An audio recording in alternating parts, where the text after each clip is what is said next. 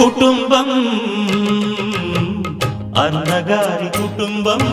కుటుంబం అన్నగారి కుటుంబం కుటుంబం అన్నగారి కుటుంబం కుటుంబం అన్నగారి కుటుంబం విరబూసిన మమతలకు కలబోసిన మనసులకు విరబూసిన మమతలకు